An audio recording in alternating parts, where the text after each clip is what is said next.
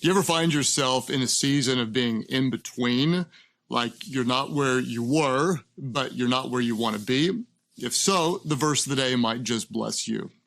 My name is Groeschel. I'm the pastor of Life Church, and today's verse of the day is Numbers chapter 6, verse 24 and following, which says, "The Lord bless you and keep you. The Lord make his face shine upon you and be gracious to you. The Lord turn his face toward you and give you peace." For context for this verse, the Israelites, they'd been camped at the foot of Mount Sinai for close to a year after being freed from bondage in Egypt in what we might call kind of a holding season. They weren't where they weren't in bondage, but they weren't where they wanted to be, they weren't in the promised land. You might be able to relate.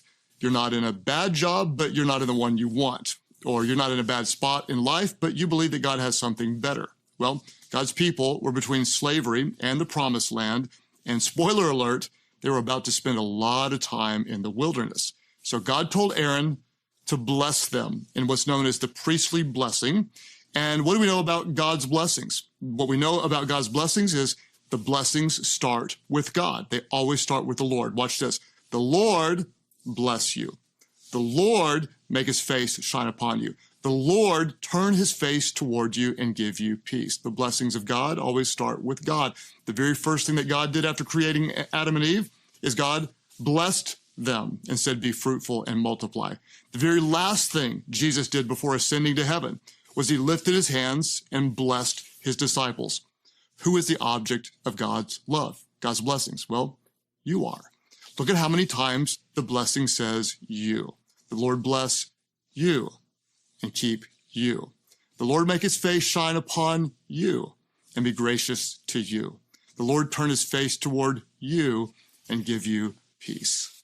How does God bless you? Well, a lot of people think of material blessings. I was blessed with a raise, a new car, a good deal for 50% off my favorite item, whatever.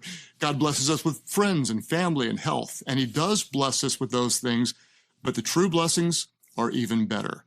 The Hebrew word translated as bless in this text is the word barak, and it literally means to bend or to kneel.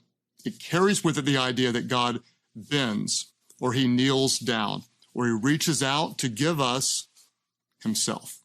He is the blessing. So if you feel like you're on hold, you're in between, God is reaching out to bless you with himself, with his presence. Today, may the Lord bless you and keep you. May his face, his glory, his goodness, his grace shine upon you. May he turn toward you because he loves you and give you a peace that goes beyond your human ability to understand, that you would know he's with you, he's for you, and he would never leave you. May the Lord bless you.